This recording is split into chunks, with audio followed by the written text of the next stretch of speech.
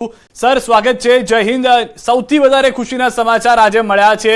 ભલે રાતના જાગવું પડ્યું પરંતુ આ ખુશી લઈને આવ્યું છે અને એ જે બદલાની ભાવના હતી એ બદલો લેવામાં સફળતા મળી. સર કઈ રીતનું આ ઓપરેશનની વિશે આપને જાણકારી કઈ રીતે કરવામાં આવતું હોય જે સામાન્ય નાગરિકને જો આપ સમજાવી શકો. ભારત માતા કી જય. ભારત માતા કી જય. સૌથી પહેલા તમામ ભારતવાસીઓને ખૂબ ખૂબ શુભકામનાઓ અને ખૂબ ખૂબ અભિનંદન ભારતીય ફૌજને. આપણે જે કહ્યું હતું એ કરી બતાવ્યું છે. સબળ નેતૃત્વ, ઈચ્છા શક્તિ ધરાવતું નેતૃત્વ, આપણી સબળ આર્મી, નેવી, એરફોર્સ, ખૂબ પરાક્રમી આપણું ફૌજ છે. અને જે મોદી સાહેબે કીધું હતું કે હમ ઘર મેં ઘુસ કે મારેંગે, આજે આપણે એમના ઘરમાં ઘુસીને માર્યા છે. આ ઓપરેશન સિંદૂર પ્લાન કરવામાં આવ્યું અને આપણે આફાજેટ કરીને તાબડતોબ કરવાની જે વાત હતી એમાં સંમત નહોતા અને આયોજનબદ્ધ સ્ટ્રેટેજિક એપ્રોચથી અને પ્રિસાઇઝ પિન પોઈન્ટ ટાર્ગેટ કરવા માટે અને આતંકવાદીઓને જ મારવા માટે, કારણ કે એમાં કોઈ સિવિલિયનની પણ હાનિ નથી કરી. આપણે મિલિટરીના કોઈ એસ્ટાબ્લિશમેન્ટ ઉપર આપણે નથી એટેક કર્યો. એટલે પ્રિસાઇઝલી ત્રાસવાદીઓના જે અડ્ડા હતા ને ટ્રેનિંગ સેન્ટરો એને આપણે નેસ્ત નાબૂદ કર્યા છે. એમાં જૈશ એ મોહમ્મદનો, જમાતુદ દાવાનો, લશ્કરે તોયબાના આ બધા જે હાફિઝ સઈદ, અઝહર મોહમ્મદ અને એ બધાના જે અડ્ડા હતા ને એને તોડ્યા છે. હવે એમાં ઘણા બધાનો ખાત્મો બોલાઈ ગયો છે. એનો જયારે રિપોર્ટ બહાર આવશે ત્યારે આપણને ખબર પડશે કે એમાં કોણ કોણ ગયા છે.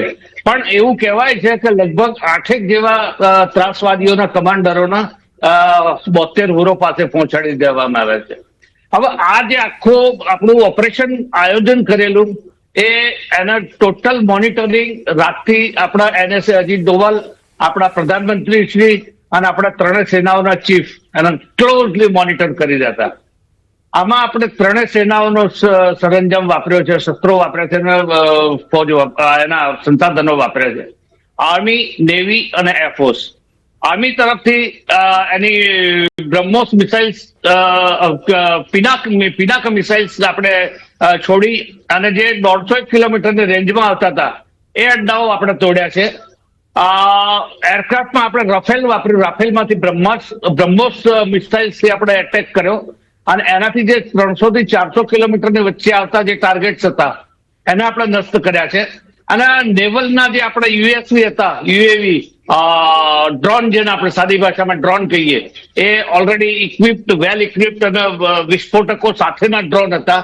એનાથી જે નજીકના મુઝફ્ફરાબાદ એ એરિયા હતા એને આપણે ટાર્ગેટ કર્યા. એટલે ત્રણેય ફોર્સના સંસાધનો, ત્રણેય ફોર્સની ટેકનોલોજી અને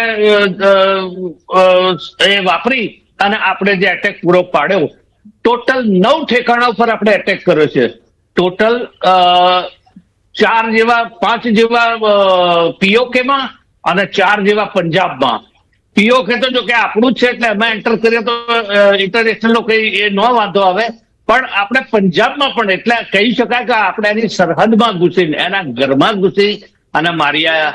એમાં સૌથી મોટું મથક હતું બાવલપુર, જૈશ એ મોહમ્મદનું, જે અઝહર મોહમ્મદનું, એ નસ્તનાબૂદ કરવામાં આવ્યું છે.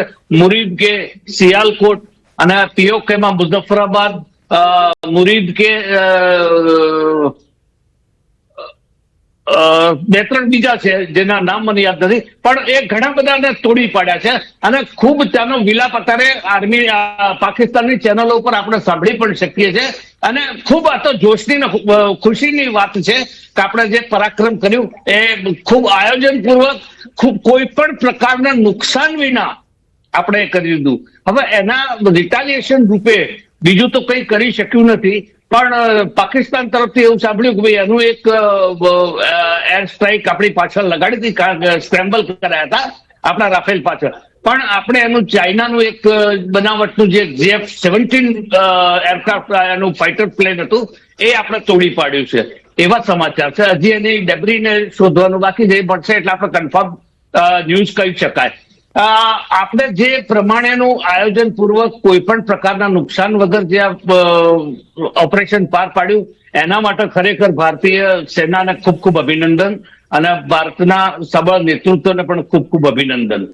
આપણે હજી આ પગલું પહેલું ભર્યું છે. કાઇનેટિક એનર્જી વાપરવાનું આ પહેલું પગલું છે. જો કદાચ औकात દેખાડીને, હિંમત દેખાડીને, કંઈ પણ થોડી ઘણી અંશે એનામાં સમાન બચ્યું હોય ને દેખાડો કરવા પૂરતું પણ પાકિસ્તાન જો રિટાલિએટ કરવા આવશે તો આપણે આનાથી પણ પ્રબળ જવાબ આપવાની તૈયારી દાખવવાની છે. અને કદાચ રિટાલિએટ ન પણ કરે તો પણ હજી આપણે પહેલા પગલાથી હજી બીજા આગળના પગલા ઉપર જવાનું છે. કારણ આપણું સરકારનું પણ કમિટમેન્ટ છે કે તમામ ત્રાસવાદીઓના પાલકો અને ત્રાસવાદીઓના પોષકો અને એમના ઓર્ગેનાઇઝર અને એમના જે સર્વોચ્ચ સ્થાને આર્મીમાં અને આઈએસઆઈમાં બેઠેલા છે એ તમામ ત્રાસવાદી જેવા જ ગણ્યા છે. આપણે દરેકને નશ્યત કરવાની છે. એટલે આપણે હજી પગલા આગળ ચાલતા જ રહેશે અને એ પ્રમાણે આપણે જે કીધા પ્રમાણે આનો ખાત્મો બોલાવવા આપણે તત્પર રહ્યા છીએ. આમાં એકચ્યુઅલી આપણે પાકિસ્તાનની મદદ કરી કહેવાય. પાકિસ્તાનના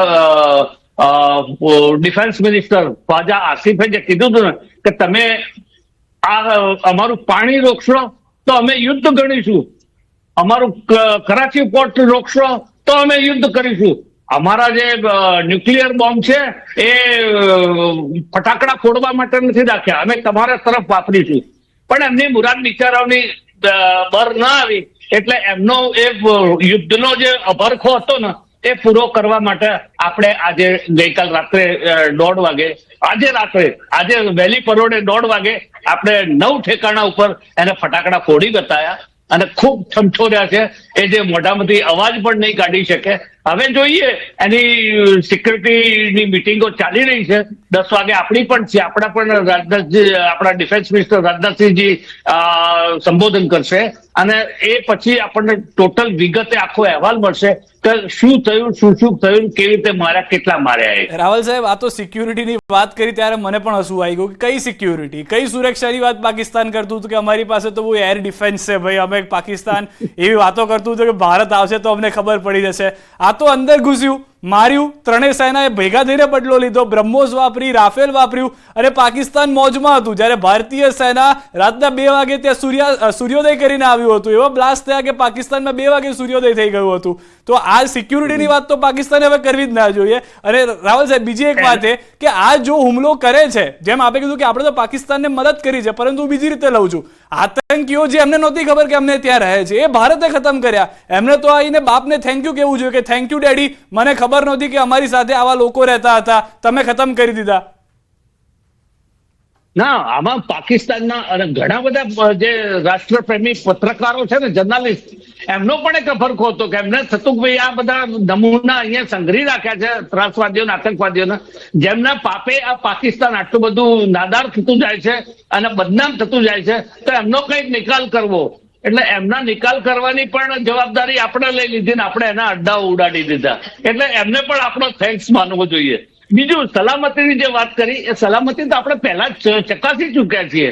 આપણી બ્રહ્મોસના ટેસ્ટ કરવા માટે છોડેલી જે બ્રહ્મોસ હતી, જે ભૂલથી પાકિસ્તાનમાં ઘૂસી ગઈ હતી અને 150 કિલોમીટર સુધી ગઈ હતી, તો પણ એને ખબર પડી નથી. એટલે એનો એર ડિફેન્સનું પોલ આખું ખુલી ગયું છે. એ કશું નથી કરી શક્યા. આપણી મિસાઇલો જે ત્યાં એટલે એટેક કરી આવ્યા તો પણ એ નથી પકડી શક્યા. એ એમનો તૈયારી, એમની તાકાત, એમની પુણે એ બધું બતાવે છે કે એમના ફૌજની કેવી તાકાત છે. એમની પાકિસ્તાનની ફૌજ ફક્ત એના અંદરના નાના સિવિલિયનોને, નિર્દોષ સિવિલિયનોને જ મારી શકે, બાકી બીજા કોઈને મારવાની તાકાત નથી. બલુચિસ્તાનને નથી સંભાળી શકતા, એ બાપને કઈ રીતે સંભાળી શકશે? જે બલુચિસ્તાનની સામે બદલો લેવામાં સક્ષમ નથી, એ બાપની સામે તો કઈ રીતે પ્રહાર કરી શકશે? ગઈકાલે બલુચિસ્તાને 90 સૈનિકોને મારી નાખ્યા છે. કશું જ નથી કરી શકતા. ખૈબર પખ્તુનવામાં દરરોજના 10, 15, 20, 25 મારી રહ્યા છે, તોય કઈ નથી કરી શકતા. એટલે પાકિસ્તાન આર્મી ફક્ત જે ગરીબ ગુરબા અને નિર્દોષો છે ને એમને જ મારવામાં પૂરી છે. વત્તા તે એ લોકો, પાકિસ્તાન આર્મી એટલે બિઝનેસમેન છે.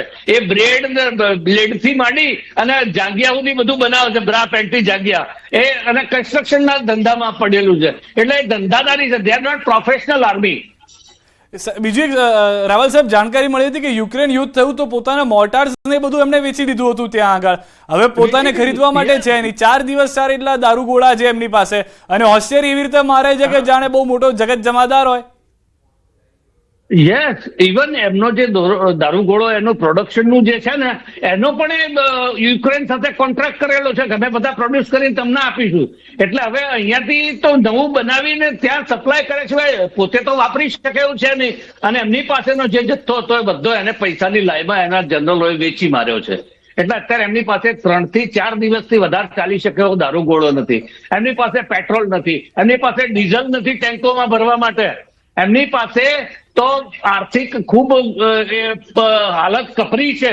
અને બીજું કે જેમ જુઓ તેમ અત્યારે એમની પ્રજા પણ એટલી એનાથી નાખુશ થઈ ગઈ છે અને પ્રજા પણ ઉતરી આવી છે રોડ ઉપર. તમે એના જે મુખ્ય વિરોધ પક્ષ જે કહેવાય કે જે ખૂબ લોકપ્રિય નેતા છે પાકિસ્તાનનો ઇમરાન ખાન, એ પણ એની ઓલ પાર્ટી મિટિંગમાં ન આવ્યો.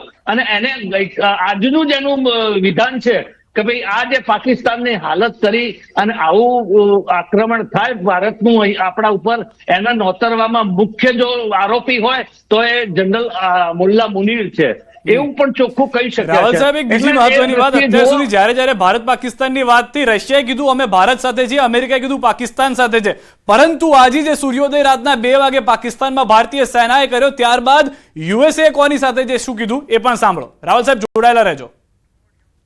No, it's a shame. We just heard about it just as we were walking in the doors of the Oval. Just heard about it. I guess people knew something was going to happen based on a little bit of the past. They've been fighting for a long time. You know, they've been fighting for many, many decades and centuries, actually, if you really think about it. No, I just hope it ends very quickly. હવે રાવલ સાહેબ, પાકિસ્તાન માટે ભીખ માંગવા માટે, મદદ માંગવા માટે એક જ છે, એ છે ચીન. અમેરિકાએ તો કહી દીધું કે અમને તો ખબર હતી કે ભારત આવું કંઈક કરવાનું જ છે, ભારત આ રીતની તૈયારી કરી રહ્યું હતું, બધાને આખી દુનિયાને ખબર હતી પાકિસ્તાનને છોડીને. અને જ્યારે બાપે બદલો લઈ લીધો છે તો હવે છોકરું કોની પાસે જશે? ચીન પાસે.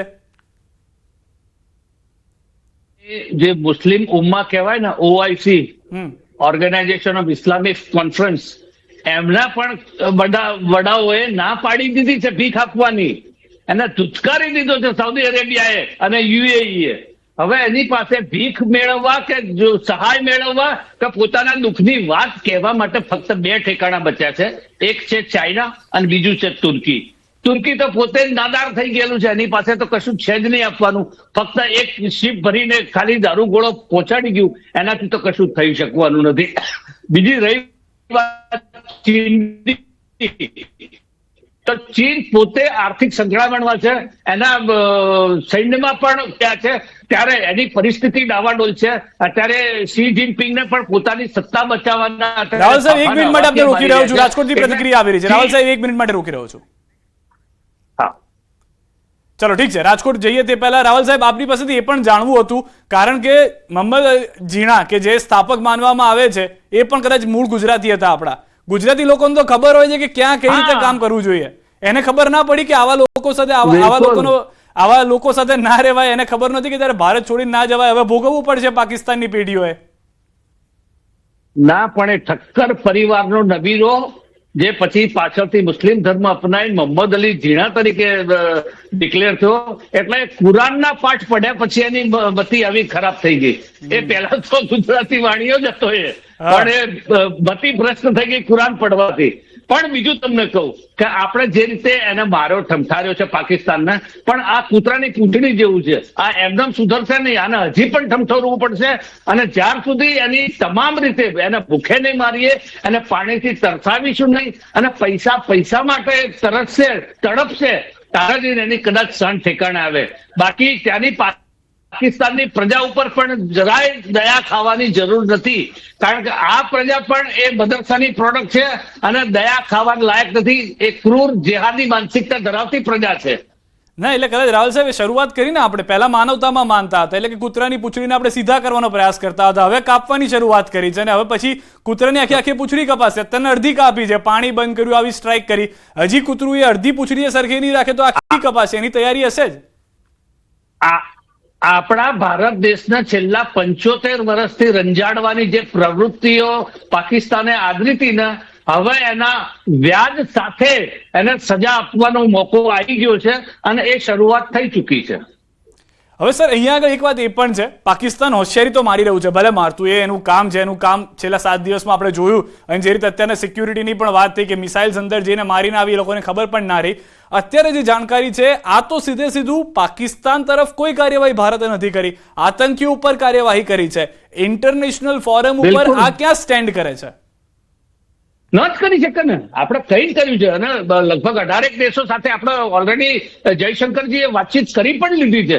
અને આ એના આક્રમણની અગાઉથી આપણે દરેકને 180 દેશોના આપણે કોન્ફિડન્સમાં લઈને આ બધું આયોજન કર્યું છે. એટલે આપણા ઉપર કશું આવી શકે એમ નથી. આપણને ઇવન અમેરિકાએ શું કીધું કે તમારી સ્વાયત્તતા ને તમારી સાર્વભૌમત્વ જાળવવાની તમારી જવાબદારી છે. તમે જાળવો, એમાં કોઈ એ ખોટું છે જ નહીં. આપણે આપણી રક્ષા કરવાનો હક છે. એટલે એ લોકોએ જે પુલવામા ઉપર આપણના હિન્દુઓને, આપણા 26 નવલોહિયા યુવાનોને જે મારી નાખ્યા, એટલે આપણે છે અને આપણી ફરજ પણ છે. અને ફરજના ભાગરૂપે આપણે એને બતાવી ચૂક્યા કે ભાઈ આ કરી દીધું અમે. રાહુલ સાહેબ, હવે બીજી એક મહત્વની વાત એ છે, ઓપરેશન સિંદૂર નામ આપવામાં આવ્યું. જે રીતે આપણે પણ કહ્યું કે પહલગામનો આ બદલો હતો, એ થોડુંક એક ઇમોશનલ ટચ પણ હતો ઓપરેશન સિંદૂરની અંદર, પરંતુ ત્રણેય સેનાને ભેગી કરવામાં આવી. મેં સાંભળ્યું હતું 2019માં પ્રધાનમંત્રીની વાત હતી, કેટલાક આર્મી ઓફિશિયલ્સની વાત હતી કે નેવી પણ ઓપરેટ કરવા માંગતું હતું જ્યારે 2019માં બદલો લેવાનો હતો, પરંતુ એ ઈચ્છા પૂરી ના થઈ. આ વખતે ત્રણેયની ઈચ્છા પૂરી કરવામાં આવી, ત્રણેય ભેગા થઈને બદલો લીધો. આમાં ઓપરેશન સિંદૂર રાખવા પાછળનો ઉદ્દેશ જે હતો એ આપણો એક યુવાન નેવલ ઓફિસર લેફ્ટનન્ટ નરવાલ, એને પરણેને લગભગ 6 જ દિવસ થયા હતા. એ 6 દિવસમાં જયારે આ પહેલગામમાં એના હનીમૂન માટે ફરવા ગયેલા, ત્યાં એનો સિંદૂર ઉજાડનાર આ જે તત્વો હતા ને ત્રાસવાદીઓ, એટલે એના સિંદૂરનો બદલો લેવા માટે આ ઓપરેશન સિંદૂર રાખ્યું. અને આપણે પહેલો બદલો તો લઈ લીધો છે, પહેલું પગથિયું આપણે પૂરું કરી ચૂક્યા. હવે બીજું ને ત્રીજું પગથિયું આગળ ઉપર. અને સર, હવે જે રીતની આ ત્રણેય સેનાની કાર્યવાહીને આપ જોઈ રહ્યા છો, તો ત્રણેય સેના તરફથી જે કદાચ મિસાઇલ બ્રહ્મોસ, અલગ અલગ મિસાઇલની આપણે જે વાત કરી છે, એ કઈ રીતે આ આખું પ્લાનિંગ થતું હોય છે? કારણ કે આપ જાણો છો, જે રીતે આપણે કીધું કે રાફેલ વાપરવામાં આવ્યું એરફોર્સ તરફથી, બ્રહ્મોસ લઈને ગયું, ભારતીય